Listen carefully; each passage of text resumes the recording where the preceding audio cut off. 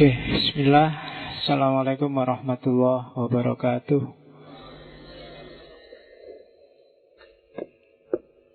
Bismillahirrahmanirrahim. Alhamdulillahi rabbil alamin. Wa bihi nasta'inu ala umurid dunya waddin. Allahumma sholli wa sallim wa barik ala habibina wa syafi'ina sayyidina wa maulana Muhammadin wa ala alihi wa ashabihi wa man tabi'al huda ila yaumiddin. Amma ba'du. Alhamdulillah, malam ini kita bisa melanjutkan ngaji filsafat kita, meskipun harusnya ada instruksi untuk libur. Ya, tidak apa-apa ya, meskipun diinstruksikan libur kita masuk aja. Kan instruksinya untuk tadi pagi, tidak berlaku untuk malam hari. Karena saya tidak tahu ini sudah nyoblos semua atau ada yang nggak cukup umurnya, jangan-jangan untuk nyoblos. Ya mungkin yang KTP-nya nggak masuk mungkin nggak nyoblos ya.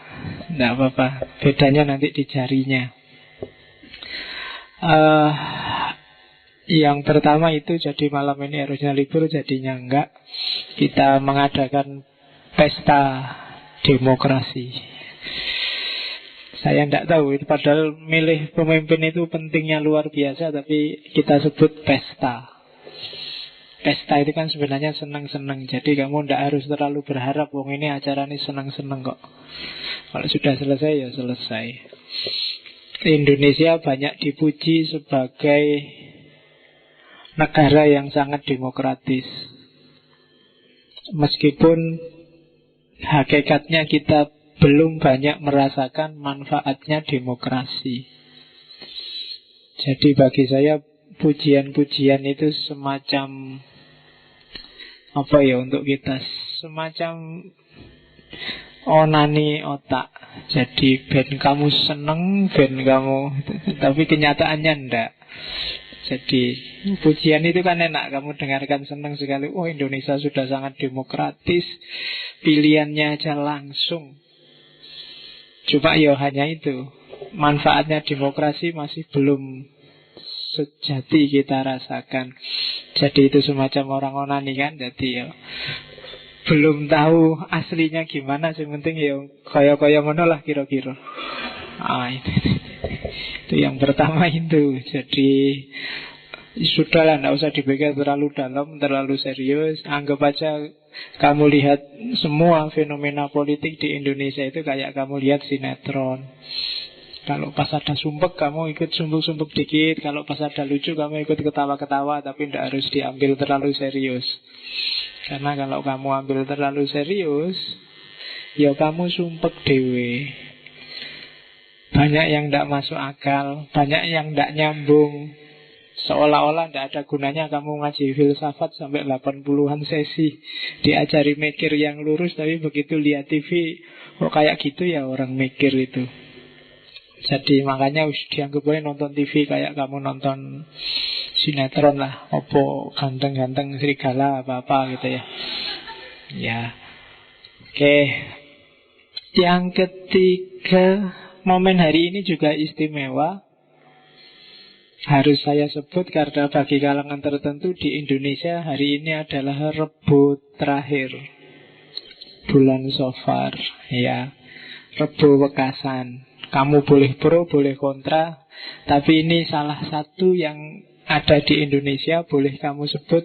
Ada loh tradisi Islam Nusantara yang namanya Rebo Wekasan. Rebo Wekasan itu memang dalil nas Al-Quran dan sunnahnya tidak ada. Ketemunya nanti adalah semacam apa ya, dawuh, semacam fatwa, hasil dari sejenis ilham para aulia. Jadi kalau yang belajar filologi, belajar antropologi nanti akan menemukan bahwa tradisi Rebo Wekasan itu kalau dirunut nanti sumbernya yang di Indonesia itu dari India. Mungkin kemarin waktu Inayat Han saya sebut orang ini namanya Syekh Fariduddin dari Torekot Sistiyah yang dikenal dengan nama Baba Farid, yang kemarin tak ceritain gimana dia menjalani suluk sampai jungle di atas sumur selama 40 hari. Dari beliaulah nanti sanadnya, lahirnya Rebo Wekasan yang di Indonesia. Kalau ditelusuri nanti ada 1-2 kitab kuning yang menyinggung itu. Jadi di Nas tidak ada, cuma bagi mereka yang tidak mau melakukan ibadah yang dasarnya kaulnya para arifin, para urofa, ya berarti tidak apa-apa, tidak melakukan. Yang melakukan ya monggo. Itu bagi saya PR kita, PR mahasiswa-mahasiswa yang prodinya prodi, kalau filsafat ya filologi, semiotik, dan yang sejenis itu. Oke, termasuk nanti beberapa teori yang disampaikan oleh tokoh kita malam ini, Julia Kristeva. Namanya bagus. Jangan dibayangkan aneh-aneh ya, karena nama Julia kalau di Indonesia biasanya sambungannya bukan Kristeva. Ya, yang muncul di kepalamu Julia Perez. Oke, dan begitu saya ngomong Julia Perez kan yang muncul mungkin yang pertama bukan wajahnya. Ya, yes, sudah bisa ditebak isi pikiranmu. Oke, Bismillah, kita mulai ngaji. Julia Kristeva. Saya tidak tahu ya kalau di rekaman suara saya kedengeran apa enggak. Karena kalau malam ini baterainya sudah tinggal 20-10%. Kadang-kadang ngomong juga tidak sadar, setengah ngantuk. Jadi pokoknya tergantung sama Allah saja, ditempelin apa di mulut saya, itulah yang keluar. Kalau yang jelek-jelek berarti pas, bukan Allah yang dompleng. Oke, jadi itu. Cuma memang saya kapan itu dapat di Facebook apa WA ya, ada cerita bahwa memang justru orang yang dekat itu ngomongnya jangan keras-keras. Orang yang suka ngomong keras itu biasanya orang marah. Orang marah itu kan ada cerita Sufi itu jalan-jalan sama muridnya, tiba-tiba lihat suami istri sedang gegeran, marah. Kalau marah itu kan teriak keras-keras. Terus muridnya tanya, "Guru, ini ada orang, padahal jaraknya deket loh ya, kok pakai teriak-teriak?" Jawabannya gurunya, itu menunjukkan hatinya sudah saling menjauh. Karena jauh dia butuh teriak. Bandingkan dengan orang yang sedang pacaran. Karena hatinya deket, kadang-kadang tidak butuh omongan, isyarat saja cukup. Nah, ya kan? Kamu pernah dengar bahwa orang yang terus teriaknya keras-kerasan enggak? Paling bisik-bisik, senyum-senyum, gede-gede, hanya isyarat. Jadi semakin pelan suaranya berarti semakin dekat hatinya. Oke, itu pembenaran saya kalau ada yang komplain suaranya kok pelan. Oke, yo nanti di rekaman kamu keraskan aja dengan volume full, kan keras sendiri. Oke ya, kita mulai.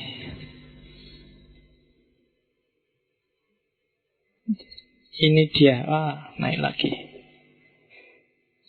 Ya mungkin pernah lihat atau belum pernah, diinget-inget aja kalau ketemu wajah itu berarti itu Julia Kristeva. Tapi dulu tahun 40-an.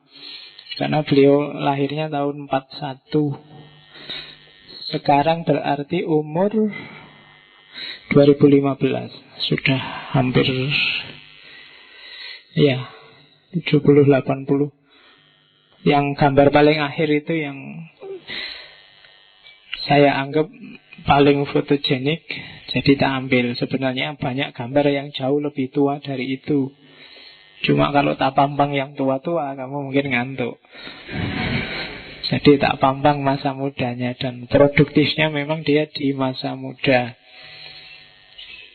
Dia seorang filosof, sastrawan, novelis, ahli bahasa, ahli psikologi dari Eropa, tepatnya dari Bulgaria.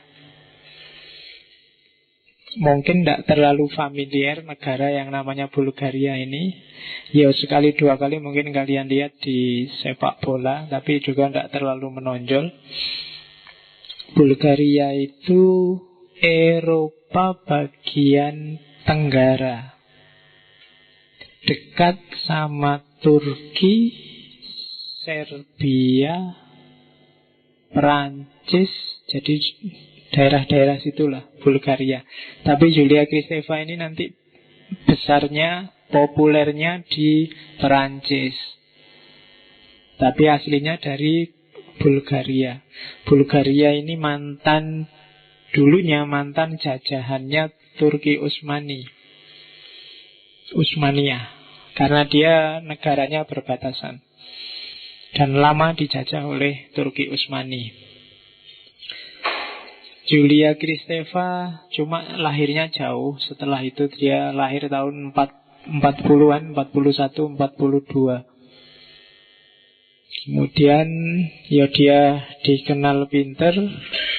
Dia paling menonjol ketika gabung sama ada satu kelompok filosof sastrawan yang mendirikan semacam jurnal sastra. Namanya Telquel. Dan ini anggotanya banyak, beberapa sangat populer, seperti Jacques Derrida, Roland Barthes, dan kawan-kawan ada di situ. Termasuk yang nulis banyak novel, Umberto Eco. Itu juga masuk kelompok ini. Ketuanya suaminya Julia Kristeva sendiri. Alirannya agak pro-Marxis sehingga lebih pro ke komunis yang Telquel ini. Dia kelompok yang bisa dikategorikan neo-Marxis. Cuma belakangan dia lebih ke Maois, jadi lebih setuju ke pikiran-pikirannya Mao Zedong di Beijing. Dan nanti salah satu bukunya juga hasil perjalanannya ke Cina. Jurnal ini ditutup bubar sekitar tahun 82. Tapi tokoh-tokohnya tetap besar dan tetap berkarir di jalurnya masing-masing. Yaitu Julia Kristeva. Jadi ini tokoh yang multi bidang. Saya angkat yang perempuan karena biar kalian ngerti bahwa filosof dan orang mikir itu tidak selalu harus laki-laki. Perempuan juga lebih dahsyat kadang-kadang. Ya harus kadang-kadang dong. Kalau selalu kan nanti cowoknya nggak ada yang dahsyat. Jadi kadang cowok, kadang cewek. Oke, jadi itu Julia Kristeva. Teorinya yang terkenal dari cabang semiotik, dia punya semanalitik. Nanti dari cabang psikologi dia punya teori tentang tubuh maternal dari perempuan. Dan dia nanti termasuk kalau dari tradisi feminis, itu feminisme gelombang ketiga, feminisme postmodern. Dari dunia feminis, Kristeva ini sebenarnya masih muridnya Simone de Beauvoir. Jadi cuma gurunya kita bahas minggu depan saja. Kita ngomong muridnya dulu. Gurunya lebih kontroversial. Kalau Simone de Beauvoir itu kan dikenal dia teman, kalau bahasa Indonesia dia teman kumpul kebonya Sartre. Ya, kalau di Barat itu kan nikah itu tidak sangat luar biasa. Jadi ada yang bertahun-tahun hidup bareng juga tidak nikah. Dan itu yang terjadi dengan Simone de Beauvoir. Cuma kita akan ngomong minggu depan. Kalau Simone de Beauvoir baunya sangat eksistensialis tapi feminis. Jadi minggu depan mungkin tema kita banyak tentang feminisme. Kalau Julia Kristeva dia tidak sekedar feminis, dia punya banyak pikiran-pikiran, khususnya mungkin yang mahasiswa tafsir atau sastra pernah dengar istilah intertekstualitas. Itu pelopornya Julia Kristeva ini. Oke, makanya malam ini kita coba ya belajar. Saya tidak tahu yang hadir ini kapasitasnya sampai mana, jadi saya harus agak pelan-pelan. Pokoknya tak anggap tidak ngerti gitu aja ya. Nanti akan bertaburan istilah-istilah yang khas filsafat, khususnya semiotik. Oke, bismillah, kita mulai. Mikir sebentar.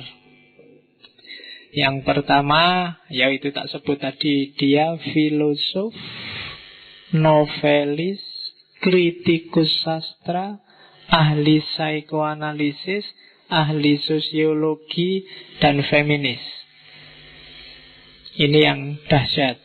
Ini menunjukkan bahwa otak kiri dan otak kanannya hidup. Filosof itu biasanya andalannya nalar, logik, otak kiri. Kalau novelis itu biasanya andalannya imajinasi, otak kanan. Rata-rata filosof besar itu biasanya dia juga sastrawan, dia juga pinter bikin novel, dia juga pinter bikin cerita. Itu berarti imajinasinya hidup. Maka saran saya bagi yang serius ingin belajar filsafat, rak bukunya tidak harus isi buku filsafat. Kalau cuma isi buku filsafat, nanti kamu apalan filsafat. Otak kanannya juga harus hidup. Sekali-sekali baca novel, sekali-sekali baca komik juga tidak apa-apa. Baca-baca Naruto apa Doraemon juga tidak apa-apa. Loh ya kan, Doraemon itu imajinasi yang luar biasa, jangan salah. Dia bisa punya alat macem-macem loh. Kamu ngarang, kayak yang ngarang Doraemon itu juga kadang mungkin juga tidak mampu. Bayanganmu kalau ada kasus kayak gini, terus kira-kira aku mengeluarkan alat apa ya enaknya. Itu jajal aja sekali-sekali kamu mikir gaya Doraemon. Nah, misalnya kalau pas nilaimu jelek, ini kalau aku Doraemon, itu mungkin aku minta pulpen pengubah nilai. Nah, terus begitu kan. Contohnya, itulah imajinasi ya, ndak apa-apa tuh latihan. Melatih otak kanan biar imajinasimu main. Baca-baca novel, baca-baca roman. Kalau imajinasimu kreatif, kadang-kadang baca filsafat itu kamu harus berimajinasi untuk memahami maksud si filosof. Harus kamu sambungkan dengan kenyataan hidup sehari-hari sehingga mungkin maksudnya ini orang ini. Orang ini mungkin yang disasar itu fenomena kayak gini tuh loh. Cuma dibahasakan bahasa filosofis jadi jelimet. Semakin kalian pinter ini, nanti semakin mudah membaca filsafat. Selama ini yang pingin ngerti filsafat, yang dibaca buku filsafat terus. Ya ndak apa-apa kalau paham. Kalau ndak paham, hasilnya apalan. Kalau sudah apalan, itu ya kalau apalannya habis ya selesai. Tidak bisa berkembang lagi. Kamu jadi ahli filsafat tapi bukan filosof. Kembangkan. Untuk mengembangkan ya kadang imajinasi harus main. Maka coba cek Sartre, Nietzsche, Voltaire, tokoh-tokoh besar filsafat. Di dunia Islam, Ghazali, Al-Farabi, dia punya buku-buku fiksi sendiri. Oke. Termasuk Julia Kristeva. Ada 3 tokoh yang sangat berpengaruh, sebenarnya banyak. Tak sebut 3 yang paling dominan. Yang pertama Freud, yang kedua Roland Barthes, yang ketiga Lekong. Tulisannya Lacan, tapi mocone Lekong. Ya bahasa Perancis. Ya tapi membacanya nggak sambil senyum loh ya, apalagi ngangkat tangan. Oke, nanti kamu jadi Lekong beneran. Dari Freud yang sangat kelihatan masuk adalah pikiran tentang unconsciousness, pre-consciousness, consciousness. Atau mungkin ada id, ego, dan super ego. Ini kalau kamu baca bukunya Freud itu jelimet, tidak karu-karuan teorinya ini. Tapi tangkap idenya, mainkan imajinasimu, kamu akan paham maunya Freud. Unconsciousness itu ketidaksadaran. Banyak pengalaman-pengalaman yang mungkin karena harus kamu represi, tidak boleh ditampilkan, dia masuk ke wilayah bawah sadar. Kekecewaan, kemurungan, ketidakbisaan, macam-macam itu masuk ke wilayah bawah sadar. Terus di lawannya unconsciousness itu kan consciousness. Consciousness itu ya sadar. Seperti sekarang ini sadar, kamu milih ngaji ini sadar. Nah, dunia transisi antara unconscious sama conscious itu namanya pre-conscious. Pre-conscious itu semacam transisi, misalnya ya, kamu sadar sesuatu, tapi terus sudahlah, lupakan saja. Ketika lupakan saja, dia masuk ke dunia pre-consciousness. Nah, dari pre ini biasanya ditentukan ditaruh ke bawah aja deh, atau dibawa lagi ke atas. Dari unconsciousness juga begitu. Dunia bawah sadar kadang-kadang dia ingin muncul ke consciousness, tapi sebelum muncul dia harus transit dulu di pre-consciousness. Setelah diputuskan oleh consciousness, ya kamu boleh muncul, baru dia tampil. Kalau enggak, dia balik lagi ke unconsciousness. Misalnya apa? Kamu diputus pacarmu, itu kan muangkel kamu, pokoknya sumpah luar biasa, mangkel. Cuma harus kulupakan. Kalau enggak, aku enggak move on. Jangan dikira kamu bilang kamu lupakan itu hilang. Dia masuk ke ranah bawah sadar. Itu yang bikin kadang-kadang secara enggak sadar, begitu kamu pengen pacaran, kamu agak membatasi diri. Nanti duluan, jangan-jangan aku diputus lagi. Itu sebenarnya secara nggak sadar unconscious nyetir kamu. Kamu trauma dengan dulu pernah ditolak.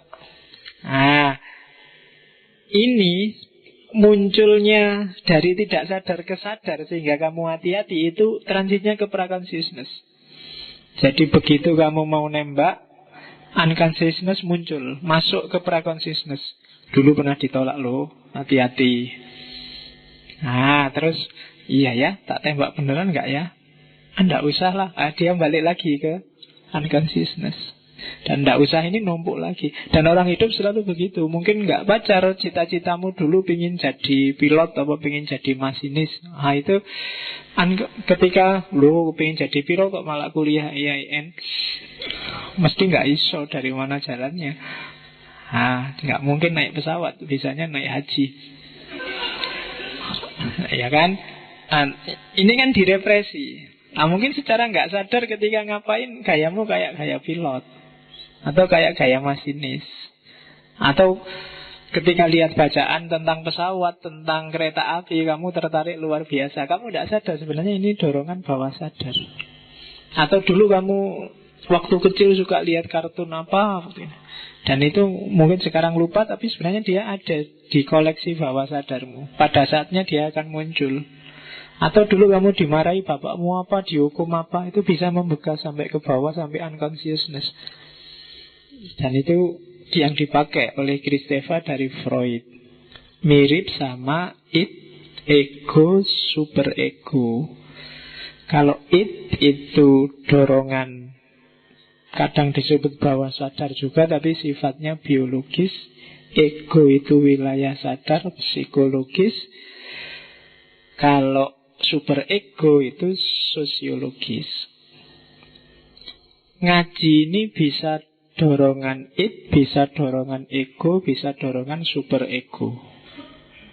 Dorongan id misalnya, aku ngaji biar kelihatan gaya keren misalnya. Aku ngaji biar dianggap, pokoknya dorongan-dorongan natural. Pingin terkenal lah, pingin dalam filsafatnya lah, pingin gaya lah, pingin. Itu biasanya id.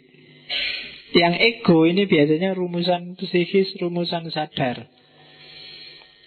Aku ngaji biar pinter, filsafat itu penting loh, kebijaksanaan itu. Itu biasanya rumusan formalitasnya begitu. Nah, super ego itu dunia sosialnya. Wah, nanti kira-kira kalau aku belajar filsafat sama bapakku diizinkan enggak ya? Sama pacarku boleh enggak ya? Masyarakat sini Islamnya gitu ya. Kalau ada filsafat-filsafat ngamuk ya, itu pertimbangan-pertimbangan super ego. Mungkin kamu jadinya enggak berangkat gara-gara super ego. Padahal secara ego kamu ingin berangkat. Dan itmu juga mendorong. Atau kebalikannya, itmu sebenarnya enggak suka sama sekali. Tapi teman-temanku berangkat semua nanti. Kalau aku tidak berangkat tidak enak. Ya sudahlah berangkat. Nah, itu psikologis ego. Nah, begitu nyampe sini, ya ternyata enak. Begitu belajar filsafat semua seneng padaku. Dianggap anak rajin, dianggap santri yang baik dan seterusnya. Nah, itu super ego. Jadi pertimbangan masyarakat itu juga diambil nanti dari Freud. Itu teori pertama. Jadi ini mungkin banyaklah kalian kenal. Nanti secara umum biasanya disebut psikoanalisis. Psikoanalisis ini salah satu teori dalam psikologi yang tugasnya untuk counseling, untuk menyembuhkan orang. Jadi kalau ada orang stres, galau, ya misalnya karena kalah, nggak coblosan kemarin kalah. Nah itu kalau psikoanalisis dia biasanya distimulasi, ditenangkan, kemudian disuruh memunculkan bawah sadarnya. Yang tadi ganggu bawah sadar ini kan sering ngerecoi, disuruh tampil terus diterapi. Itu main psikoanalisis. Biasanya kalau di psikologi kan ada psikoanalisis, ada pendekatan behavioristik, ada pendekatan humanistik. Kalau yang behavioristik kadang-kadang terapinya gampang. Kalau kamu lagi galau, ngamuk-ngamuk, tinggal disuntik biar tidur, selesai. Tidak repot-repot. Tidak usah capek-capek di terapi, tidak usah capek-capek dinasehati, kesuwen, disuntik aja obat tidur, 3 hari tidur aman. Itu pendekatan behavioristik. Kalau Freud berarti dunianya psikologi. Yang kedua Roland Barthes. Roland Barthes ini dunianya namanya semiotik, atau kadang disebut semiologi.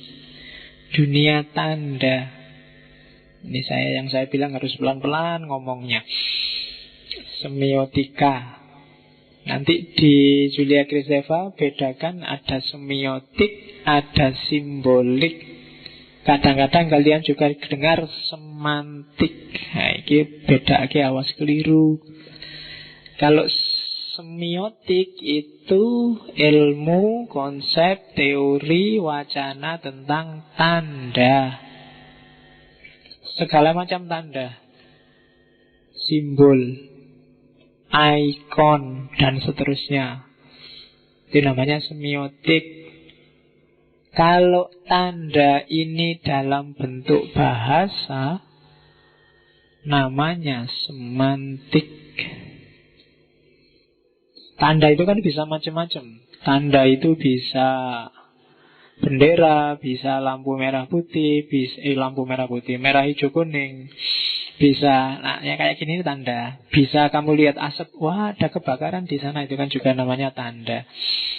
Tanda dari kebakaran adalah asap. Nah itu namanya semiotik. Kalau semantik itu tanda yang dalam bentuk bahasa. API artinya api, itu kan juga simbol dari barang yang merah dan panas. Terus HITAM hitam, itu makna dari warna yang pekat dan seterusnya, itu semantik. Ngomong tentang bahasa. SARKEM, sarkem, itu bahasa. Iya. Loh, ya kan, lo itu contoh bahasa. Kamu kok langsung ketawa, langganan kok. Oke. Jadi itu teori tentang tanda. Kalau di Roland Barthes, kayak gimana sih mekanisme memahami tanda? Dia punya 3 level. Ada denotasi, ada konotasi, ada mitos. Sini ya. Denotasi itu kacamata, makna yang asli. Konotasi itu mungkin yang kacamata di simbol pinter misalnya. Nah, kacamata yang simbol kepinteran. Nah, simbol kepinteran itu konotasi. Kacamata yang selalu dimaknai simbol kepinteran, dia akan jadi mitos.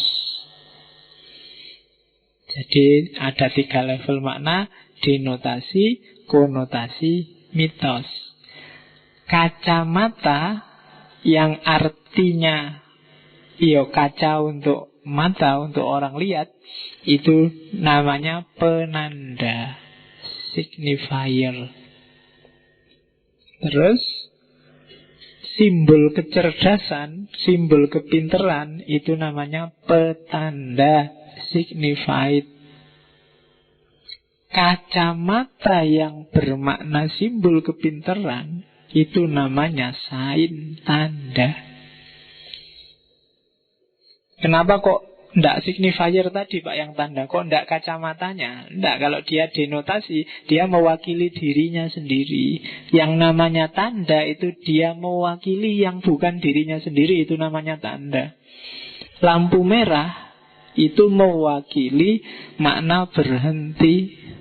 Dia tidak bermakna lampu yang warnanya merah. Kalau lampu yang warnanya merah itu signifier namanya, penanda. Tapi ketika lampu merah terus diartikan berhenti, itu namanya sign, dia tanda. Dan tanda itu posisinya mitos. Itu kalau di Roland Barthes. Jadi dalam konteks yang berbeda, ada yang merah tidak berarti berhenti. Bendera merah putih itu merahnya bukan berhenti tapi berani. Nah, kalau bendera merah putih itu merahnya kan artinya berani, putihnya berarti suci. Maka itu kalau merah ya merah, cuma kadang artinya berani, kadang artinya kadang artinya berhenti, itu tanda. Dan ini harus dipelajari serius, karena di dunia manusia itu sebenarnya pertukaran tanda. Begitu kamu salah tanda, bisa gawat hidupmu. Keliru-keliru, lampu merah harusnya berhenti, kamu berani. Iya, itu kacau kan. Begitu loh, merah kan berani Pak, 12. Iya, kenoprit kamu, salah. Atau Indonesia itu merah putih, merah itu artinya berhenti Pak. Itulah mengapa Indonesia nggak bisa maju Pak.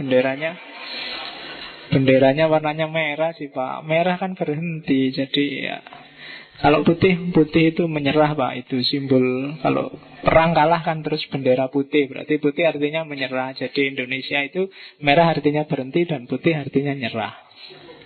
Jadi bendera merah putih itu berarti kita berhenti dan menyerah. Makanya Indonesia tidak maju-maju Pak.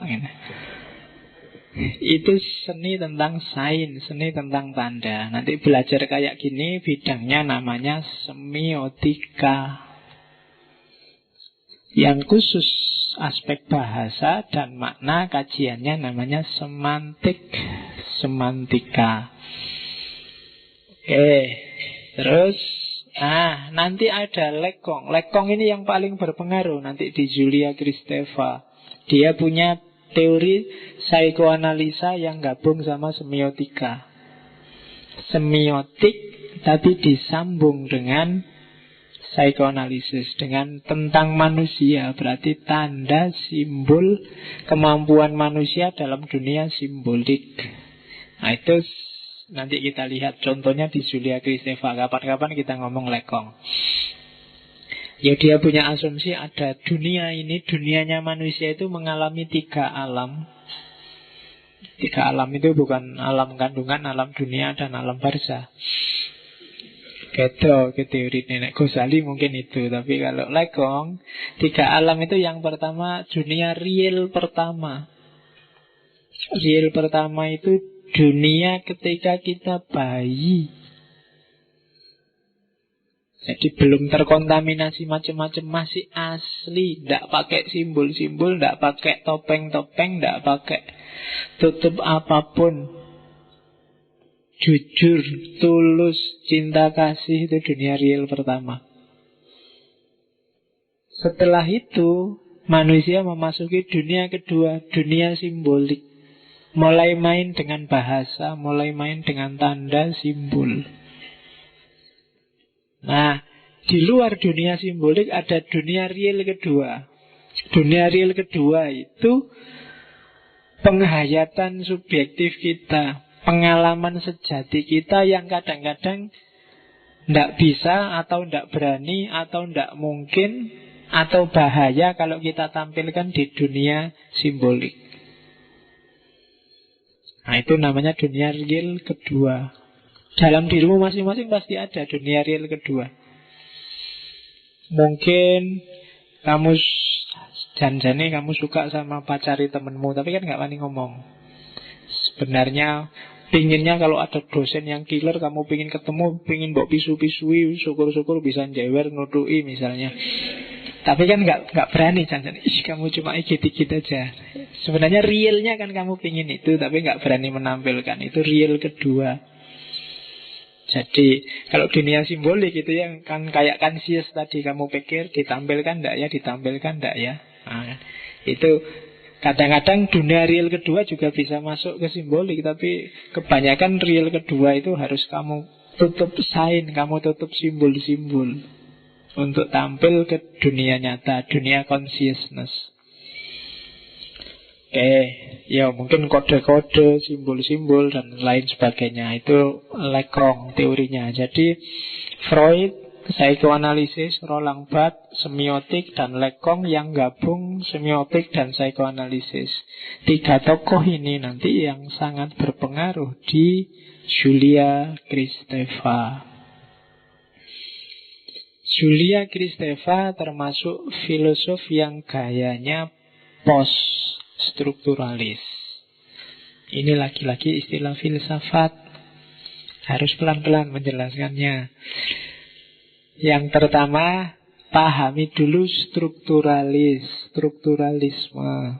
Jadi, strukturalisme itu secara umum pandangan dalam filsafat yang melihat bahwa segala sesuatu termasuk budaya pemikiran manusia itu lahir secara ajek sesuai strukturnya. Strukturalisme itu kalau orang Jawa mesti kelemak-kelemek. Kalau orang Madura mesti nek ngomong keras. Kalau orang Barat mesti lidahnya agak itu, nek ngomong R mesti R. Kalau orang A itu strukturalisme. Orang Islam mesti ngamuan. Itu strukturalisme. Orang selalu begitu. Jadi melihat ada struktur di belakang subjek yang inilah nanti yang menentukan apa model, apa bentuk si subjek. Itu namanya strukturalisme. Yang belajar filsafat mesti ngeyelan nanti. Mesti debat tidak mau kalah. Nah, itu namanya strukturalisme. Ada pola-pola pasti yang membentuk dirinya subjek. Nah, gaya strukturalisme ini nanti dikritik dan diruntuhkan oleh sekelompok filosof yang dikenal sebagai para filosof post-strukturalis. Katanya para filosof post-strukturalis ini tidak ada yang ajek kayak gitu. Orang Jawa yang keras dan ngamuan juga ada. Orang Madura yang lembut juga banyak. Orang Islam yang tidak ngamuan juga lebih banyak. Yang ngamuan karena sering jadi berita seolah-olah Islam itu ngamuan semua. Padahal mungkin lebih banyak yang tidak ngamuan. Jadi tidak ada struktur tetap itu. Termasuk Julia Kristeva, termasuk Jacques Derrida, termasuk Roland Barthes, termasuk Michel Foucault dan kawan-kawan. Mereka dikenal sebagai filosof post-strukturalis. Tidak percaya ada pola yang pasti. Tidak mesti yang ngaji filsafat ini terus jadi kritis, jadi pinter mikir, jadi toleran, wawasannya luas, tidak mesti. Yang filosof kaku juga banyak. Orang pintar yang merasa dirinya lah satu-satunya yang pintar dan ngerti jauh lebih banyak. Jadi itu yang dikritik oleh poststrukturalis, yaitu asumsi-asumsinya poststrukturalis. Yang pertama, antifondasionalis. Antifondasionalis itu tidak ada landasan yang pasti, yang tetap dari sebuah ide, gagasan, pemikiran, aksioma-aksioma yang tetap harus berkendak. Dunia manusia itu selalu berubah, tidak pasti. Jadi antifondasionalis, jangan ketipu. Hal yang sama kadang maknanya bisa sangat jauh berbeda. Kopiah itu bisa simbol santri, atau zaman dulu bisa simbol PKI misalnya. Bukan sorban itu bisa simbol kesolehan kiai, bisa simbol kekakuan Wahabi. Iya kan? Tidak ada landasan yang pasti. Jin itu bisa simbol anak gaul, bisa simbol anak malas. Gak pernah dicuci karena biasanya berbulan-bulan. Jadi antifondasionalis. Yang kedua, realitas. Itu tidak ada realitas sejati, realitas hakiki. Realitas itu selalu representasi. Kan? Present itu tampilan, re itu berarti apa? Tampilan ulang. Selalu sifatnya representasi. Siapa yang menampilkan ulang? Manusia, subjek. Jadi dia selalu mewakili apa? Itu kan representasi. Dia selalu menggambarkan apa? Kacamata ini nggak sekedar kacamata, ternyata kadang dia direpresentasikan sebagai simbol kecerdasan. Laptop ini nggak sekedar laptop, dia representasi dari sudah modern, kemodernan. Jadi tidak pernah realitas itu bagi manusia, dia tidak selalu bunyi sesuai dirinya, tapi dipresentasi ulang oleh manusia dengan makna-makna baru. Itu namanya representasi. Masjid ini sebenarnya kan gampangannya kan tempat ibadahnya umat Islam. Tapi dia bisa bermakna macam-macam. Bagi orang yang tidak suka masjid, dianggap ini tempatnya kelompok radikal misalnya, yang benci sama Islam. Bagi takmir mungkin ini tidak sekedar tempat ibadah, tempat kos gratis segala. Loh ya contoh nih, mungkin gitu. Nih orang itu ya rapopo. Jadi representasi. Oke, mungkin bagi tukang-tukang becak, bagi yang butuh istirahat gratis daripada ke hotel mahal-mahal, tidur aja di masjid gratis. Kan itu ada cerita kiai sama santrinya satu ketika ke Jakarta, istirahat, masuk hotel. Terus ada cowok sama cewek siang-siang masuk, cuma setengah jam sudah keluar, 1 jam sudah keluar. Pak Yainya heran, itu ngapain ya setengah jam sudah keluar, bayar mahal-mahal, mbok istirahat di musola saja, gratis. Jadi ya enggak tahu ya, kalau teman-teman jam-jaman di hotel itu ngapain saya juga enggak tahu. Mungkin tadarusan sebentar atau tahajud sebentar. Oke, jadi selalu representasi. Dan aktornya siapa? Manusia. Manusia dia selalu jadi subjek yang ngasih makna sehingga realitas jadi representasi. Oke, ngaji filsafat ini mungkin ya mana harafiahnya ya ngaji aja, tapi di kepalamu kan dia maknanya macam-macam. Mungkin ada yang maknanya ngaji filsafat adalah daripada nganggur. Ada yang maknanya lumayan, belajar filsafat gratis, dapat minum gratis. Ada yang macam-macam di kepalamu, caramu memaknai. Nah, terus biasanya bagi orang poststrukturalis, tema-tema Tuhan lah, kebenaran lah, keindahan lah, kesejarahan lah, kemanusiaan, tema-tema itu semuanya sifatnya wacana. Diskursus. Ya. Jadi diskursus itu ya pertemuan antara epistem. Jadi wilayahnya wilayah intersubjektivitas. Jadi wilayah ya hanya wacana. Kalau kalian ngomong itu loh, cuma wacana. Jadi medan pertemuan antar pemikiran, diskursus. Ya meskipun nanti ada sangkan parannya, ada hubungannya dengan konteks sosial budaya, tapi sifatnya sifat diskursus, sifat wacana. Itu poststrukturalisme. Dan yang terakhir, biasanya ciri umumnya poststrukturalisme itu tekstualisasi. Semuanya diposisikan sebagai teks. Apakah itu pengetahuan, apakah itu manusia, subjek, apakah itu masyarakat. Ketika diberlakukan sebagai teks, berarti dia bisa layak dibaca sebagaimana kalian baca buku. Dipahami, ditafsirkan, dilihat konteksnya, dan seterusnya. Jadi namanya tekstualisasi. Jadi hasilnya tekstualisasi itu nanti apa? Wacana. Hasilnya wacana itu apa biasanya? Pemaknaan-pemaknaan atau representasi. Jadi harusnya nanti semacam itu, dengan manusia sebagai subjeknya, aktornya. Jadi itu cirinya poststrukturalisme. Nanti sesi-sesi ke depan kita bahas khusus satu sesi tentang poststrukturalisme.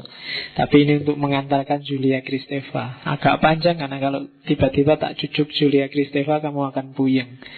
Ada beberapa istilah-istilah. Jadi poststrukturalisme, Freud, Lacan, dan Roland Barthes itu basis-basis teori untuk memahami Julia Kristeva. Yang Freud sudah pernah tak bahas sebelumnya, agak panjang. Yang Roland Barthes sama Lacan yang belum. Tapi kapan-kapan kita ketemu, mungkin di poststrukturalisme. Oke, ini kita baru masuk ke Julia Kristeva. Hampir sak jam ya pengantarnya. Salah sendiri kamu pingin dianggap gak ngerti. Oke, semanalisis, tidak enak ya bacanya. Semanalisis. Ya. Mungkin itu kependekan dari analisis semiotik atau gimana monggo, tapi istilahnya Julia Kristeva itu semanalisis. Jadi semanalisis itu sebenarnya ingin melihat bahasa. Saya sarankan jangan dibaca tulisannya ya, kamu pasti bingung. Dengarkan omongan saya. Oke.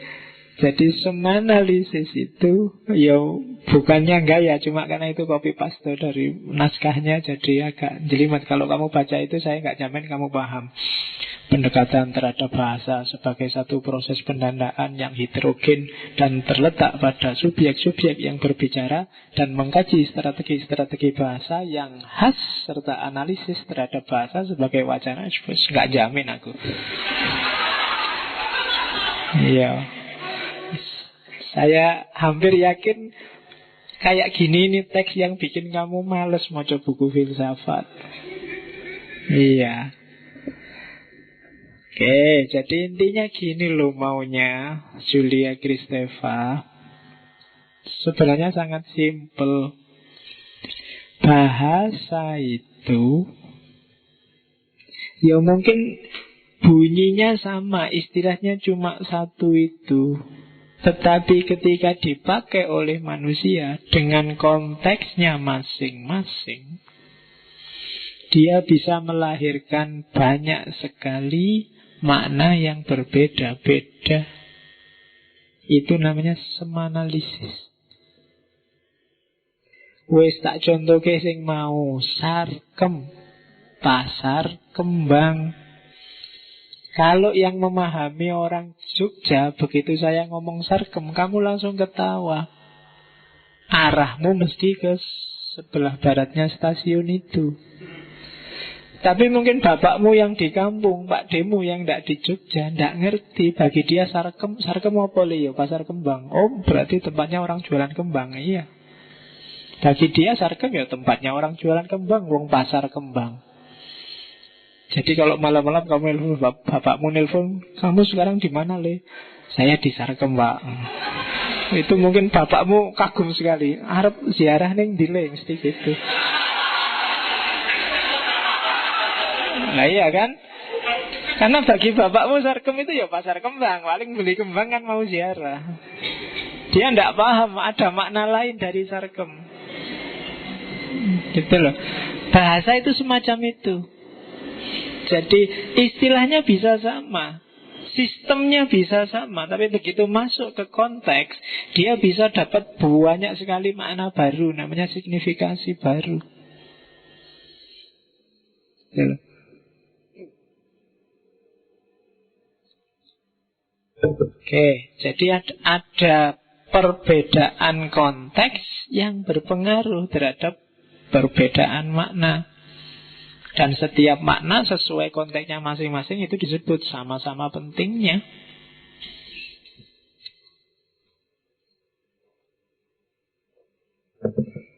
Oke, minum kayak gini, teksnya minum, tapi kan signifikasinya macam-macam. Mungkin bagi kamu minum menghilangkan haus, tapi bagi saya sekarang minum ini tidak semata menghilangkan haus, kadang menghilangkan ngantuk juga. Terus rada ngantuk ngombe sithik ya, biar seger lagi. Jadi tidak ada kadang nggak ada urusannya sama haus. Maknanya bisa banyak. Jadi itu semanalisis. Jadi satu kata itu bisa dikasih makna banyak oleh sebanyak mungkin orang yang menggunakan kata itu sesuai konteksnya masing-masing.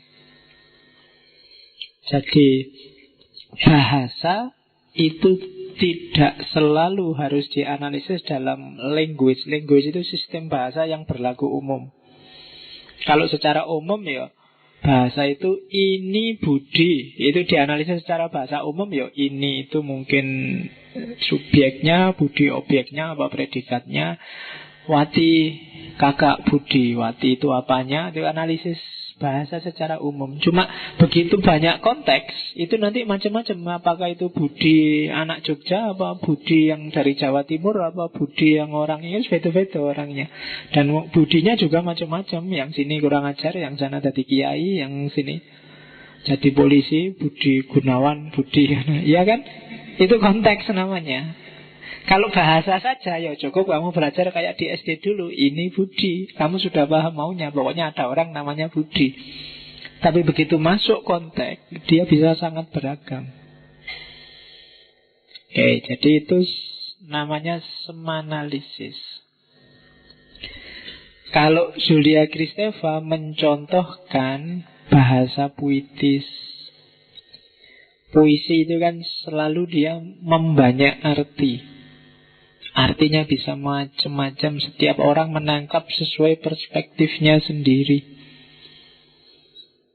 Jadi tafsirnya puisi itu bisa sebanyak orang yang baca. Dulu mungkin pernah tak ceritain ya, saya pernah ikut festival puisi di Surabaya. Puisi yang judulnya panjang, cuma isinya cuma satu kata. Judulnya itu syair seorang laki-laki yang ditinggal mesti istrinya malam-malam hujan gerimis dingin-dingin, wah panjang kayak gitu. Isinya cuma satu kata. Ya, pisuane orang Surabaya itu. Ya, aku rapena arep ngomong. Ya, jadi isinya cuma mesuh sak kata itu. Judulnya 3-4 baris. Isinya cuma satu kata itu dulu. Dan waktu bacanya dikuet gitu. Dan kan kamu nangkepnya macam-macam setiap kepala begitu dengar visuan itu kan.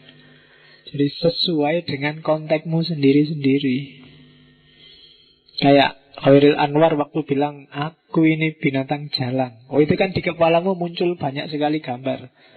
Tidak tahu gambar binatang apa gambar jalangnya.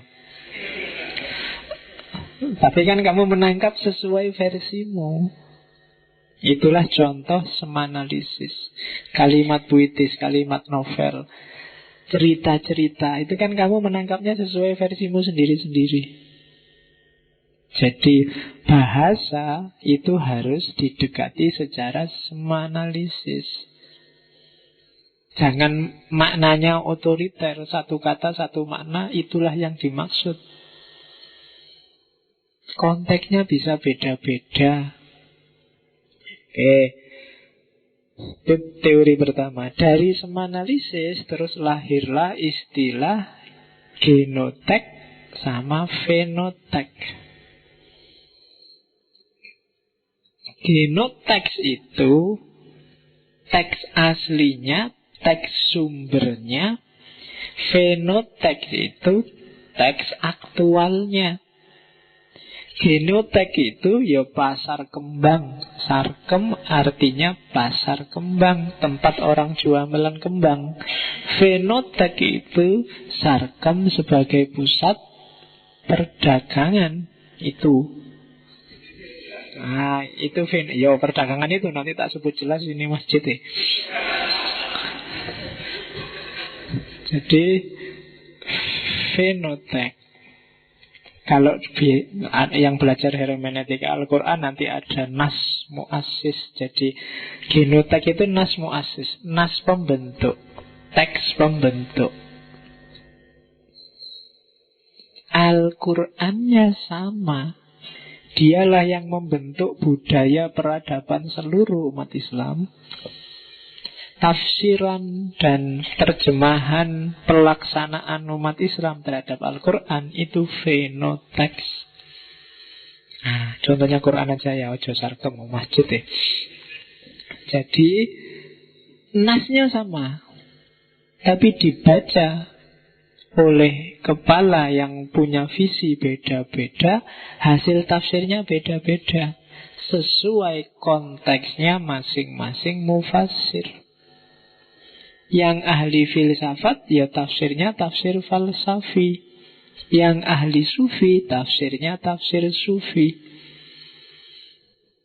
Itulah bedanya genoteks sama fenoteks. Seliterer-literernya kamu memahami, levelnya tetap fenoteks, tidak di genoteks.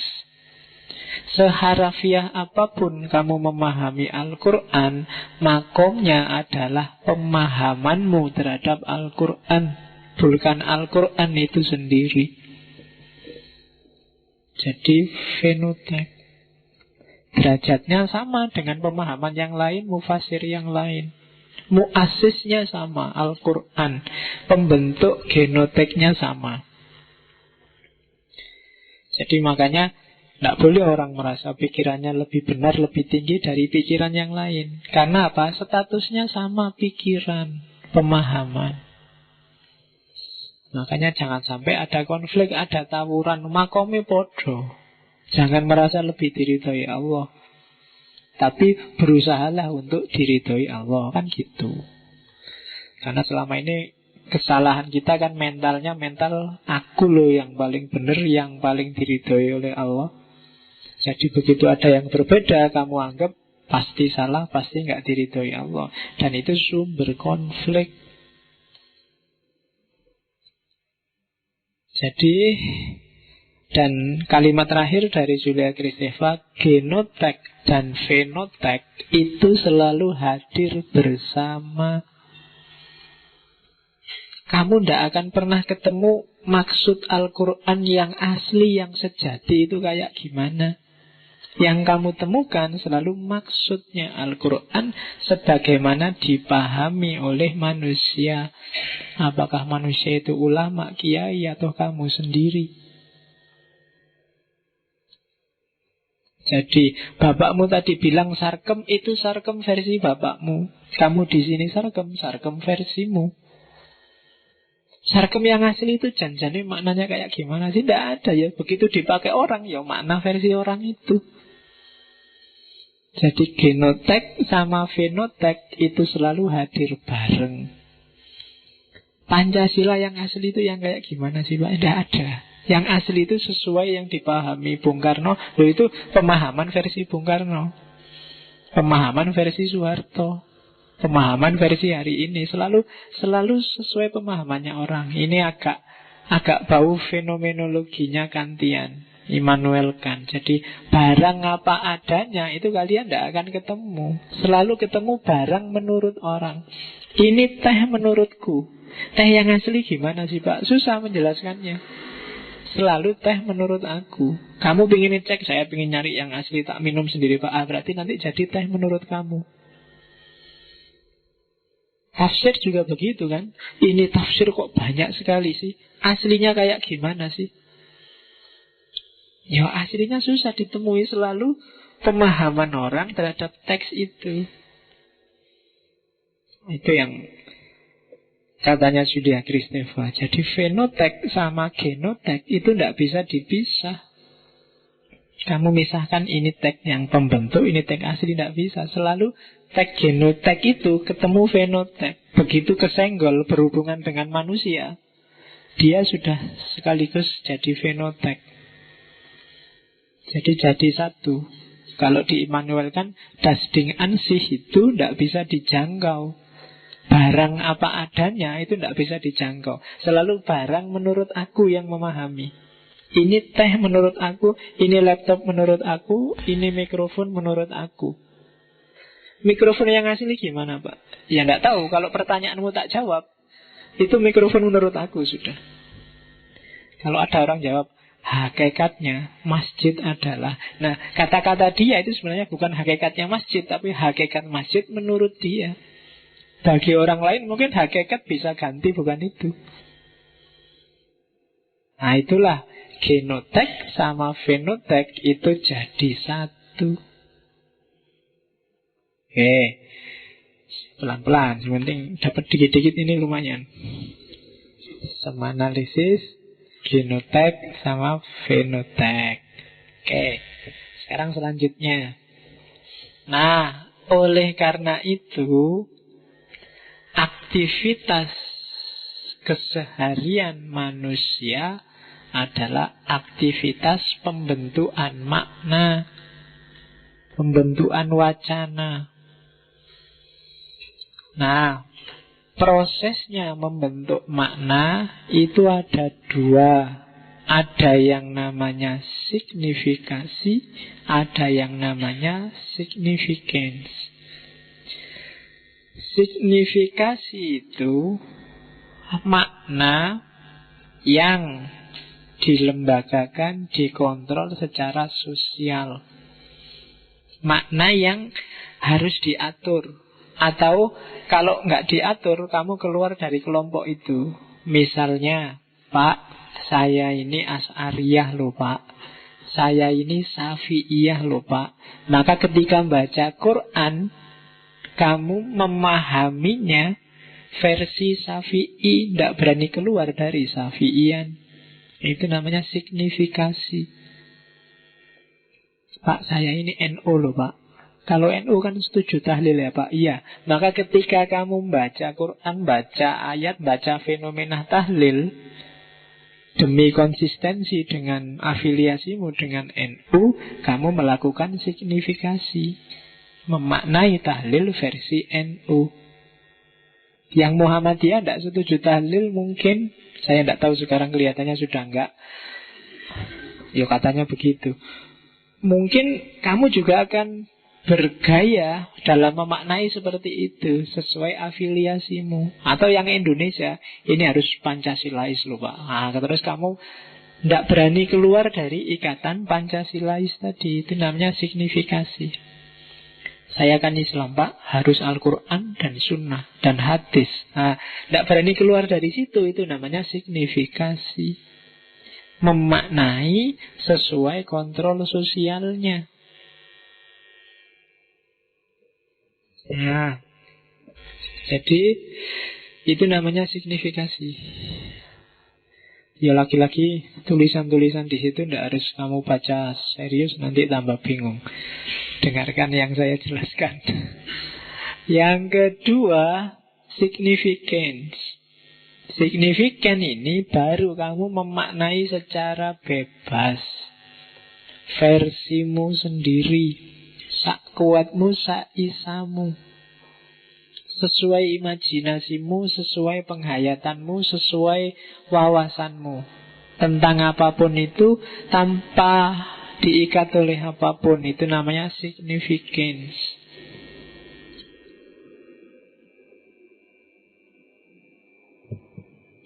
Dan prosesnya sangat mungkin terjadi kalau kalian orang yang punya kuasa, atau kalian sedang sendirian, atau dalam konteks khusus yang suaramu didengar. Misalnya signifikan itu, teh ini enaknya tak ganti aja ya, namanya jangan teh, diganti apa enaknya, teh tak ganti toh misalnya. Kalau saya punya kuasa enak, awas ya, yang ngaji filsafat kayak gini jangan disebut teh loh. Kalau disebut teh keluar dari masjid. Ini namanya toh. Itu iso, imajinasiku main. Tapi kalau aku tidak punya kuasa di masyarakat, kamu teriak-teriak, ini bukan teh, ini toh. Yo, rasakan sendiri akibatnya. Ya nanti anak-anak kecil akan mengikuti kamu semua, jadi followermu. Sambil teriak-teriak, orang gila mesti gitu. Jadi significance. Kalau kamu sedang sendiri, bebas. Imajinasimu bisa full sakarepmu. Jadi proses penciptaan yang tak terbatas, tidak harus dikontrol oleh apapun. Tapi biasanya kalau nggak nabrak norma di masyarakat, kamu bebas. Kan mungkin ya kayak masjid ini misalnya, pengajian-pengajian, ada filsafat, ada Jawa, dan kan ini hasil significance. Kalau sekedar signifikasi mengikuti pakem yang selama ini, ya mungkin pengajiannya cuma khutbah Jumat, terus ceramah agama yang biasa itu. Kamu tidak boleh, ada kiainya kayak gini tidak boleh, harus pakai sarung, pakai kopiah, ya kan?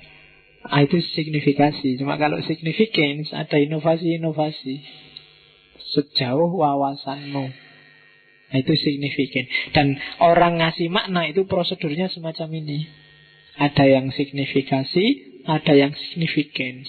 Tapi selama kamu masih meyakini pola, pattern, lembaga, kontrol macam-macam, itu namanya signifikasi.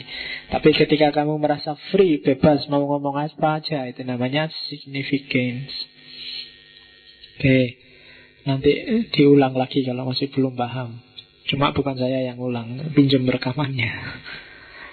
Oke, nah dari situlah nanti ada intertekstualitas. Jadi hubungan antara teks dengan teks yang lain. Kenapa sih harus interteks? Karena sebuah teks yang lahir itu pasti berhubungan dengan teks yang lain. Tidak mungkin tidak. Teks apapun itu, apalagi teks tertulis. Kalau kamu nulis, tidak mungkin tulisanmu jadi kalau kamu tidak baca duluan, atau punya bacaan duluan, atau hasil bacaan yang lama duluan. Kalau kamu blank sama sekali, malah tidak bisa nulis. Untuk bisa nulis, kepalamu harus sudah ada bacaannya, harus sudah ada isinya. Oleh karena itu, untuk memahami tulisanmu, cara yang komprehensif adalah interteks. Siapa sih tokoh yang mempengaruhi kamu? Teks apa saja sih sebelumnya yang kamu baca? Teks apa saja sih yang berhubungan dengan teks ini? Itu namanya interteks. Ya, sama kayak memahami manusia gitu loh. Memahami manusia kan untuk paham siapa aku, kamu tidak bisa hanya lihat aku. Kamu harus lihat kemarin guruku siapa saja. Aku kuliahnya, sekolahnya di mana saja. Kalau mondok, pondoknya di mana. Pondok itu gaya mikirnya gimana. Dengan memahami setting historisku, kamu akan paham siapa aku. Interteks juga begitu. Bahkan gaya interteks ini kalau nanti dibawa ke kajian tafsir kan melahirkan analisis terhadap teks-teks yang lain, bahkan teks-teks Arab yang kuno, syair-syair Arab zaman jahiliyah. Itu namanya interteks. Karena lahirnya sebuah teks pasti didahului oleh teks-teks sebelumnya yang mempengaruhi. Alasannya itu. Jadi yang pertama, pengarang pasti sebelumnya adalah pembaca teks. Tidak bisa tidak. Jadi semua ilmu yang kamu pahami di kepalamu kan itu teks. Dari teks sebelumnya. Dari situlah nanti kamu tuangkan jadi tulisan. Sehingga memahami pikiranmu, memahami teksmu itu mengaitkan dengan teks yang lain sebelumnya. Kemudian ya sebuah teks tersedia hanya melalui proses pembacaan. Keberatan atau kesetujuan pada pengarang itu melalui proses pembacaan. Jadi interteks, kalau kamu baca teks, itu kan sedang negosiasi isi teks sama isi pikiranmu. Jadi ada dua teks yang terlibat. Dan terus kamu melahirkan teks baru hasil pengaruh teks yang lama. Jadi kamu baca apa jadi bahanmu, dan bahan inilah yang kamu tuangkan jadi pikiranmu. Sehingga untuk memahami pikiranmu, pahami tadi bahannya dari mana saja. Untuk memahami hakikatnya gado-gado, kamu harus tahu apa itu lontong, apa itu tahu, apa itu apa wae gado-gado di sini. Ya, telur, apa itu kol, apa itu kan gitu. Apa itu kacang, apa itu. Jadi baru kamu paham, oh itu tuh gado-gado. Teks juga begitu. Untuk paham Al-Quran misalnya, kamu harus paham teks antropologi, sosiologi Arab abad ke-6. Sehingga kamu ngerti apa itu buah tin, apa itu buah zaitun, apa itu onta, kan itu. Kalau kamu tidak bisa kenal itu, ya susah memahaminya. Itu namanya interteks. Oke, sehingga cara memahami teks, ya cara paling gampang, sambungkan dengan teks-teks yang lain. Jadi kadang-kadang ada yang mendefinisikan interteks kalau di dunia tafsir itu menafsirkan ayat dengan ayat. Tidak persis begitu. Jadi cari teks yang lain, pembanding naskah-naskah zaman itu. Kata-kata itu misalnya zaman itu dipahami sebagai apa sih? Jannah. Kenapa sih kok pakai istilah jannah yang artinya kebun? Masa kita capek-capek amal baik nanti akhirnya hanya masuk kebun. Ya kan? Jadi itu harus kamu pahami versi orang Arab. Kebun itu maksudnya gimana? Masa kita sholat tahajud sampai ngantuk-ngantuk, akhirnya hanya ditaruh di kebun sama Allah nanti. Itu namanya interteks. Kenapa kamu kok tidak senang ditaruh di kebun? Karena teks kebunmu adalah teks kebun versi Indonesia. Nah, biasanya kumuh, ya banyak nyamuknya, kotor. Kadang-kadang kalau kamu sedang WC-nya penuh, kamu lari ke kebun. Jadi tidak seru. Nah itu teksmu kan. Sehingga kenapa lahirnya ketawa ketika saya ngomong jannah kebun? Karena teksmu tentang kebun itu referensinya ke kebun-kebun versi Jawa dan Indonesia. Ini kebun versi Arab. Kayak gimana kebun versi Arab? Ya kamu tanyakan orang Arab. Abad ke-6, abad ke-7, kan itu sasarannya Al-Quran. Itu gunanya interteks. Jadi interteks punya kaidah. Yang pertama, hakikat sebuah teks adalah persilangan dari berbagai teks. Nggak usah tak jelasin itu. Interteks itu berarti menilai sebuah karya dari unsur-unsur internal maupun eksternal. Internalnya ya berarti strukturnya, temanya, pilihan kalimat, plotnya, perwataannya, bahasanya, dan lain sebagainya. Kalau struktur berarti struktur luar berarti kalian lihat sejarah, budaya, agama, sosiologi, antropologi. Itu gaya interteks. Terus kajian interteks, melihat teks yang lain, ya. Yang dipentingkan dalam interteks apa? Hadirnya teks yang lain. Kalau besok kalian bikin tesis, disertasi, skripsi, pendekatannya interteks, berarti apa? Carilah teks-teks yang lain dalam teks yang kalian kaji. Teks apa saja yang hadir di situ, baik internal maupun eksternal. Jadi tugasmu itu kalau bikin tulisan dengan pendekatan interteks. Selanjutnya, apa sih implikasinya? Ya kaidah. Dari kaidah interteks itu yang pertama, interteks mengimplikasikan bahwa cirinya apa sih? Hadirnya teks yang lain itu ada hal-hal yang sudah diyakini benar begitu saja. Itu biasanya dari teks yang lain pasti. Tidak dibahas di situ. Itu biasanya dari teks yang lain. Di teks yang lain sudah disebut bolak-balik, sehingga di situ nggak disebut lagi, nggak dijelasin lagi. Itu cirinya berarti di situ ada interteks. Asumsi-asumsi itu biasanya kan disebut nggak dibahas. Itu biasanya ada interteks. Jadi ada teks sebelumnya yang disebut begitu saja. Padahal itu bisa dibahas. Itu berarti ada interteks. Misalnya kalian membahas tentang fungsi masjid bagi kesejahteraan umat misalnya. Di situ pasti ada teks. Misalnya bahwa masjid itu enggak untuk ibadah saja. Teks tentang itu pasti ada.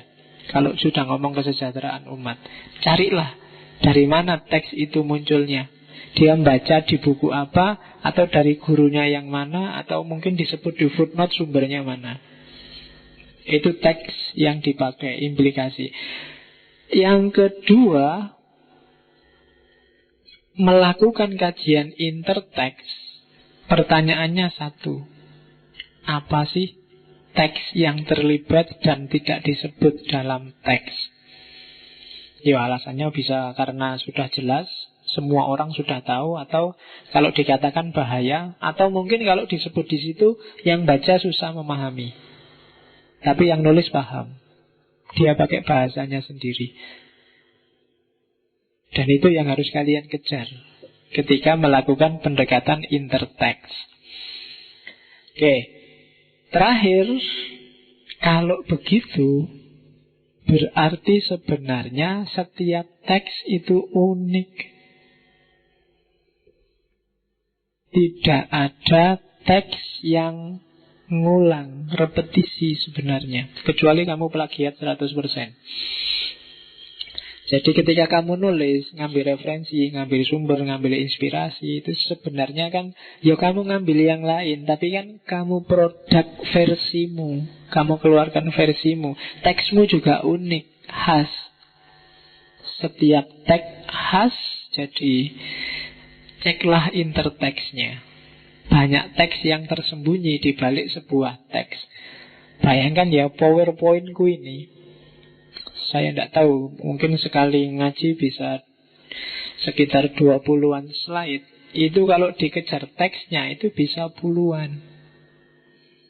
Misalnya buku apa, di buku apa, baca di mana, atau sisa-sisa file yang mana, dan seterusnya. Itu berpengaruh. Jadi itulah kaidah intertekstualitas. Sampai di sini semiotiknya saya cut. Kalau saya lanjutkan kamu tambah bingung. Ya, saya singgung sedikit kepikirannya yang sangat terkenal di dunia feminisme, yaitu tentang tubuh maternal.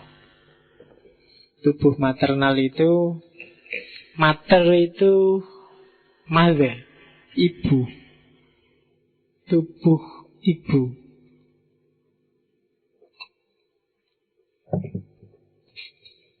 Jadi ini nanti dipakai oleh Kristeva sebagai akar kenapa sih perempuan itu rasanya kok terpinggirkan, tertindas.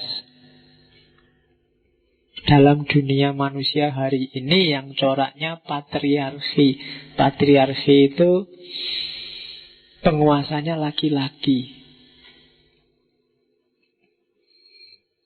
Ya, kalau di agama banyak. Minggu depan kita akan lebih dalam ngomong itu. Bagaimana konstruksi dunia yang sangat laki-laki. Sehingga bahkan zaman dulu Arab, sebelum Nabi datang, punya anak perempuan itu dianggap bencana bagi suku, sehingga harus cepat-cepat ditanam hidup-hidup daripada besok dia sengsara dan menyengsarakan keluarganya. Di Indonesia juga begitu dulu. Sekarang apalagi. Jadi perempuan selalu jadi objeknya laki-laki. Kalau kalian lihat iklan di TV, itu 90% iklan itu laki-laki. Perempuan. Tak pikir kamu sudah ngantuk. Kok meneng wae. Jadi selalu perempuan jadi objek. Dan objek perempuan itu, begitu saya ngomong perempuan, yang muncul di kepalamu adalah gambar yang berkonotasi ke arah seksnya. Jadi tubuh fisik biologisnya yang muncul di kepalamu. Ketika gambar itu yang muncul di kepalamu, tidak heran jika posisinya perempuan jadinya rendah. Tugasnya perempuan hanya reproduksi, menghasilkan anak. Jadi setiap kali ada perempuan, cobaan ya kamu ada cewek tidak dikenal gitu. Begitu kamu lihat pertama kan konotasinya ke situ duluan mesti. Wah, seksi. Iya kan? Kan selalu ke situ kan, tubuh fisik biologisnya yang kamu lihat. Ya kan, dari jauh, dari belakang mesti arahnya ke situ duluan. Diyakini apa enggak? Jangankan yang memang buka-bukaan. Wong sudah pakai cadar aja kan kamu membayangkan, oh itu kira-kira kalau dibuka kayak gimana ya wajahnya. Nah, yang orang yang sudah ditutup-tutup loh, kamu bayangkan wajahnya kayak gimana, isinya kayak gimana. Jadi selalu orang mengarahnya ke tubuh fisik biologis. Dan itu yang sering jadi masalah. Nah, itu dulu dikesampingkan. Sekarang katanya Kristeva, padahal ada sisi tubuh yang lain dari perempuan yang namanya tubuh maternal. Jadi tidak sekedar fungsi reproduksi, tapi fungsi ibu, fungsi yang membentuk manusia. Itu tubuh maternal. Jadi ibulah nanti kunci seseorang jadi seperti apa. Sejauh mana dirimu nanti berkembang, sebesar itulah andil ibumu membentuk dirimu. Itu jasanya tubuh maternalnya ibu. Ya mungkin tubuh maternal ini yang oleh Nabi disebut 3 kali lipat lebih tinggi daripada laki-laki. Ketika saat ada yang tanya kan, siapa yang harus saya hargai? Ibu atau bapak? Ibumu. Terus siapa lagi? Rasul, ibumu. Terus siapa lagi? Rasul, ibumu. 3 kali. Berarti ibunya 3. Orang iya, malah ke situ lagi. Oke. Jadi Di sisi ini, laki-laki pun sebenarnya ya semua orang sangat tergantung pada perempuan. Tidak sebaliknya, perempuan tergantung pada laki-laki. Tubuh maternal yang mengasuh. Dan tubuh maternal ini sangat bermain. Namanya fase cora. Ada yang membaca fase kora. Monggo lah sembarang, sak waca-waca nih, yang penting selamat. Oke, jadi fase cora ini fase semiotik. Kenapa kok tidak semantik atau simbolik? Karena ya belum bisa ngomong. 0 sampai 6 bulan. Ini fase ketika kamu sangat lekat, sangat tergantung pada ibumu. Sebenarnya fase ini adalah fase yang paling menyenangkan dalam hidup kita. Semua keinginan kita terpenuhi dan dipenuhi. Tidak ada yang larang. Tidak ada batasan-batasan. Kesenangan kita puncak. Kasih sayang yang kita terima juga puncak. Itu dialami dari umur 0 sampai 6 bulan. Kamu tidak dimarah-marahi, tidak dinasehat-nasehati, pokoknya anak 0 sampai 6 bulan itu puncaknya kebahagiaan. Kalau sebesar kamu ini sudah bosan orang lihatnya, tapi yang kecil-kecil itu dia mengalami kebahagiaan puncak. Dia dapat cinta yang optimal, pengetahuan-pengetahuan kehidupan paling dasar. Jadi ini fase prasimbolik. Sebelum bayi kenal bahasa. Yang dilakukan bayi adalah melihat gestur. Kalau di lekong nanti ada namanya fase cermin. Hanya niru. Jadi ini fase ketika mentalmu dibentuk, itu fase kora. Kamu sekarang jadi anak yang penakut, penyayang, gampang marah, dan macam-macam. Itu tergantung tubuh maternal ibumu di fase cora. Nah, fase cora ini pada saatnya kamu harus lepas dari tubuh ibumu. Kamu harus menolak ibumu. Kalau enggak, kamu enggak dewasa-dewasa. Kalau kamu hanya menerima, kalau kamu hanya nunggu dicurahi kasih sayang, semua kebutuhanmu dipenuhi, kamu nggak akan dewasa, kamu nggak akan siap untuk masuk ke masyarakat. Oleh karena itu, secara naluriah, kemudian setiap orang akan mengalami fase abjeksi. Jadi fase abjeksi ini ketika orang merasa tubuh ibu tadi yang sangat penting fungsinya di fase cora harus ditinggalkan. Kalau enggak, perkembanganmu akan terhambat. Kamu harus masuk ke dunia sosial. Inilah nanti yang kadang-kadang jadi sumber lahirnya diskriminasi terhadap perempuan. Jadi secara natural setiap orang harus menolak ibunya di fase abjeksi. Menolak dalam arti melepaskan diri dari keterikatan yang penuh terhadap ibunya. Jadi abjeksi itu bukan objeksi ya. Jadi abjeksi itu mengobjekkan seseorang dengan imajinasi-imajinasi yang jelek biar kita enggak tergantung padanya. Misalnya kayak tadi kamu habis diputus pacarmu, terus bayangkan yang jelek-jelek aja deh biar cepet move on. Untung aku gak jadi sama dia, cerewet. Untung aku gak jadi sama dia, pokoknya kamu mikir yang jelek-jelek saja. Bila perlu yang menjijikkan kamu bayangkan. Dia mulutnya bau, keringetnya, gak kuat aku. Itu pikir sing elek-elek dok. Itu fase abjeksi. Terhadap ibu juga begitu katanya Kristeva. Ada proses ketika kamu masuk ke dunia sosial. Yang main sekarang bukan tubuh maternal, tapi kalau pakai bahasanya lekong, yang dipakai juga oleh si Kristeva, ada yang main sekarang hukum ayah. Jadi ayah ini kan bagian yang hidup yang simbolik di tengah masyarakat.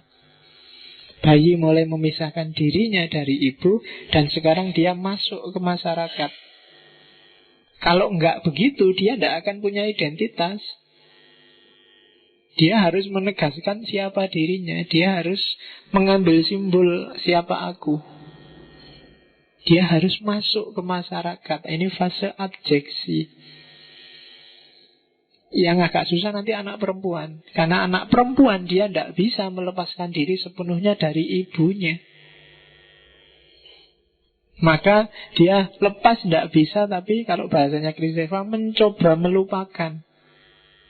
Kayak tadi, menganggap sudahlah, ibu itu tidak terlalu penting. Itu yang saya tidak tahu kalian sadar apa enggak. Ini proses ini katanya Kristeva, semua orang juga ngalami. Itu yang bikin kadang-kadang secara tidak sadar di kepalamu muncul persepsi, entah dari mana datangnya, bahwa bapak itu jauh lebih penting daripada ibu. Meskipun kamu juga sadar karena kamu dulu melalui fase cora, ibu ini penuh kasih sayang, kelembutan, tempatku berlabuh kalau sedang sumpek. Tapi bapak ini penting luar biasa. Dia yang kerja, dia yang nyari uang, dia yang berhubungan dengan masyarakat, dia yang bikin status padaku, dan seterusnya. Itulah dialektika bayi, anak kecil. Jadi ada fase abjeksi. Nah, fase abjeksi inilah nantinya kadang-kadang yang jadi, kalau bablas ya, bablas itu artinya berlebihan dalam mengabjeksi ibunya, jadi sumber munculnya pandangan negatif, diskriminatif terhadap perempuan. Perempuan itu cuma urusannya kasur, sumur, sama dapur. Tidak usah kemana-mana, cukup ada di 3 tempat itu. Itu mungkin awalnya pengaruh abjeksi tadi, untuk bilang bahwa ibu tidak penting sekarang, dalam rangka kamu membangun identitas. Jadi kalau sukses, terlalu sukses, akhirnya jadi diskriminatif persepsinya terhadap perempuan. Ada juga yang gagal. Ketika kamu gagal, harusnya kamu sudah masuk fase abjeksi, tapi terus ada di fase cora. Yang terjadi adalah kamu kosong, bingung, tidak punya identitas. Atau anak mama sampai besar. Jadi apa-apa mama, apa-apa mama, atau emak. Kamu manggilnya apa? Emak ya, iya. Ya. Kalau bunda. Kalau emak itu kan berarti kan bukan ASI tapi asem. Air susu emak. Katanya gitu kan di WA itu. Kalau bunda berarti asbun, air susu bunda. Yang tidak enak itu umi. Ya. Yo cariin sendiri kalau umi apa.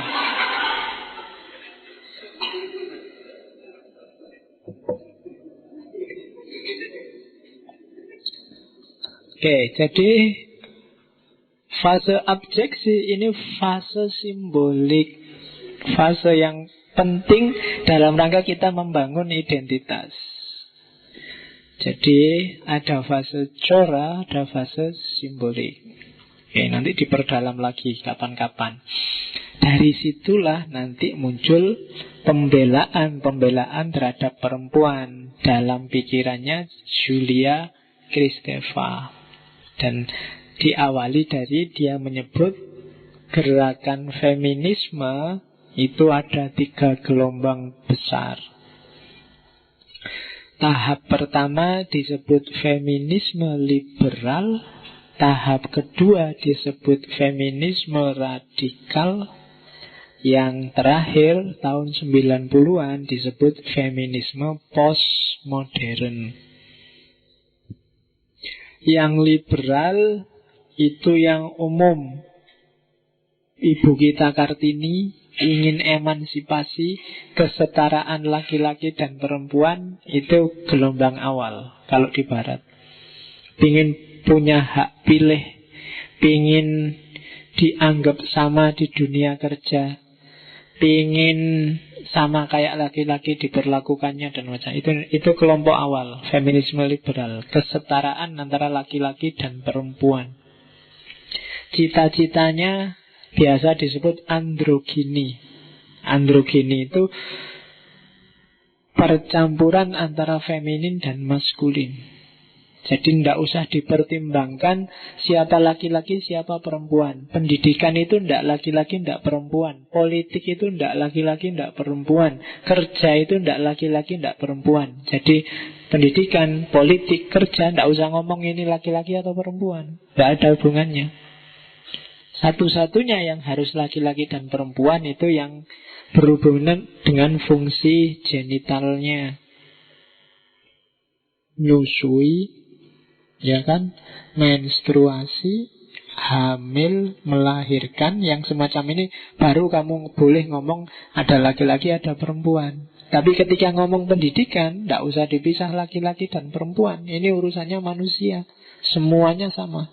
Ngomong politik itu tidak laki-laki, tidak perempuan, semuanya sama. Ngomong agama itu tidak laki-laki, tidak perempuan, semuanya sama. Kecuali pas bagian yang berhubungan dengan menstruasi, hamil, menyusui, melahirkan. Ya kalau pas ngomong agama hubungannya sama menstruasi, ya kajiannya beda. Kerja untuk orang yang hamil juga harusnya beda. Jadi ketika berhubungan dengan ini saja, bedakan laki-laki dan perempuan. Tapi di luar itu sama saja. Tidak ada laki-laki, tidak ada perempuan. Semuanya standing. Dan dua-duanya sama-sama penting. Bahkan kalau di androgini, feminin dan maskulin itu campur. Kadang-kadang ada loh laki-laki yang feminin, ada perempuan yang maskulin. Dan mungkin banyak. Apalagi sekarang. Banyak laki-laki yang sekarang disebutnya laki-laki cowok metropolitan itu. Jadi tasnya itu isinya make up, parfum. Iya. Ada yang kayak gitu kan? Jadi feminin. Cewek yang maskulin juga banyak. Contohnya juga banyak. Ya cari sendirilah. Oke, yang kedua namanya feminisme radikal. Kadang-kadang disebut juga feminis lesbian. Ini gerakan kedua. Contohnya antara lain minggu depan, Simone de Beauvoir. Jadi ingin tanding dengan laki-laki. Lah kok enak kemarin kita ditindas, balas dendam, yuk sekarang kita bikin sistem yang basisnya perempuan. Nah itu feminis lesbian. Kita buktikan bahwa lelaki itu tidak penting. Tanpa ada laki-laki kita bisa survive. Apa susahnya sih tinimbang gitu aja mungkin gitu. Urusan apa yang tidak bisa kita lakukan tanpa laki-laki? Hampir semuanya kita bisa. Kita buktikan bahwa laki-lakilah yang sangat membutuhkan kita, tidak sebaliknya. Itu feminis radikal lesbian. Bahkan kadang-kadang kawin juga ndak butuh laki-laki.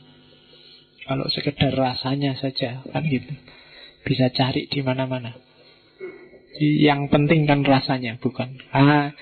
Feminis lesbian, cewek sama cewek. Kemarin yang di Brasil itu sampai kawin 3, cewek semua. Jadi cewek 3 nikah, baca akad nikah bertiga. Nggak terbayangkan kalau di Brasil boleh diakui. Jadi hidup bersama perempuan 3. Feminis radikal. Ada yang kayak itu. Nanti kita lihat ya, argumennya apa sih kok sampai ada orang berani kayak gini. Tapi sekarang kamu belum ngerti argumennya, kelihatannya mikir kok kayak gitu. Tapi jangan-jangan besok begitu tahu argumennya, iya ya, masuk akal juga. Mungkin filsafat itu kan gitu, seolah-olah kemarin opo kayak gitu. Begitu ngerti, iya rasionalitasnya memang ya masuk juga.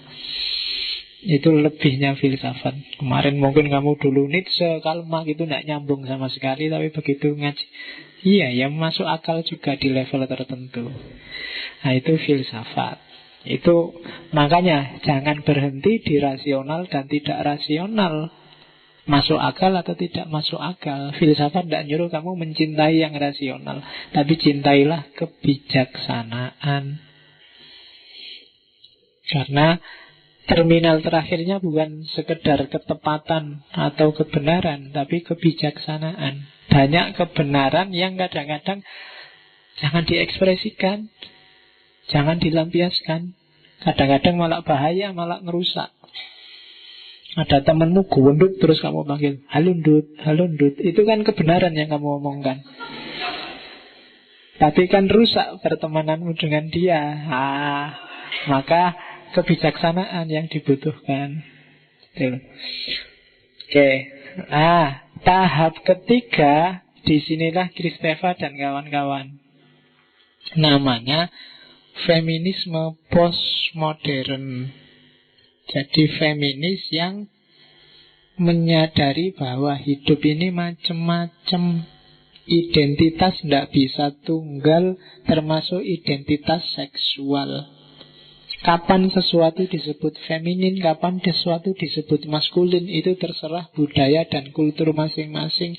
Kita nggak boleh salah menyalahkan, tanding jatuh menjatuhkan. Termasuk identitas seks. Berarti apa? Termasuk yang merasa tidak laki-laki, tidak perempuan, juga harus diakui. Jangan didiskriminasi. Terserah orang milih sesuai konteksnya sendiri-sendiri. Ada yang jadi laki-laki, ada yang jadi perempuan, ada yang tidak laki-laki, tidak perempuan. Konstruksi patriarki lah yang bikin bilang-bilang bahwa gender itu cuma dua, laki-laki dan perempuan. Katanya siapa? Buktinya dalam faktanya gender itu banyak. Kalau bahasamu feminin maskulin, jauh lebih banyak lagi. Ada laki-laki yang ke perempuan-perempuanan, ada perempuan yang ke laki-lakian, ada yang 50-50 perempuan laki-laki jadi satu, ada yang prosentase lebih besar harusnya perempuan tapi kok maskulinnya lebih besar harusnya. Itu kan plural sekali, macam-macam, dan masing-masing harus dihargai. Katanya feminis postmodern. Ekspresikan sesuai kebenaran masing-masing kultur. Jangan menang-menangan. Jangan kayak feminis radikal, ngambil dikotomi yang tegas antara laki-laki dan perempuan. Kalau yang feminis liberal itu otomatis tidak bisa ditawar, bahwa orang haknya harus sama, wong sama-sama manusia. Dan karena sama-sama manusia, makomnya juga sama. Pilihan gender apapun yang dia pilih, apakah laki-laki full, perempuan full, 50-50, atau dengan persentase sesuai pilihanmu, ya monggo. Nah itu feminis postmodern. Mungkin akan kita lebih dalam minggu depan ngomong kelompok namanya feminisme di Simone de Beauvoir. Oke, waktunya sudah mau habis. Tak kasih satu aja, ada kalimat bagus dari Kristeva sebelum kita selesai. Love is the time and space where I give myself the right to be extraordinary. Cinta adalah ruang dan waktu ketika aku memberikan diriku hak untuk jadi luar biasa. Jadi kalau kamu berani masuk ke wilayah yang namanya cinta, berarti kamu siap untuk menjadi orang yang luar biasa. Karena tidak gampang orang masuk ke makom yang namanya cinta. Bahkan termasuk yang tiap hari ngomong tentang cinta. Begitu kamu beneran berada di makom cinta, mahabbah, itu tanda bahwa kamu sedang jadi orang yang luar biasa. Kenapa bisa begitu? Putar lagi rekaman-rekaman tentang cinta. Agak dahsyat dan luar biasa. Tidak sembarangan orang bisa masuk ke sini. Bahkan yang sudah suami istri pun kadang-kadang belum nyampe makom ini. Kebanyakan setiap orang ketika berhubungan dengan yang lain itu modelnya dagang. Aku dapat apa, kamu dapat apa. Bahkan sama Tuhan juga begitu. Kalau aku tak bela-belain bangun malam untuk tahajud, aku dikasih apa? Tak bela-belain puasa, aku dikasih apa? Kan itu modelnya masih dagang. Bahkan sama Tuhan, apalagi sama orang lain. Aku cinta padamu, kalau kamu cinta padaku. Kalau enggak ya tak cari lagi yang lain. Nah, itu berarti belum cinta namanya. Oke, makanya katanya Julia Kristeva, love is the time and space where I give myself the right to be extraordinary. Kalau kamu siap masuk ke dunia cinta, di sana kamu akan jadi orang luar biasa. Julia Kristeva. Oke, alhamdulillah nyampe juga kenalan kita dengan Julia Kristeva. Yang tertarik silahkan didalami sendiri, dibaca sendiri.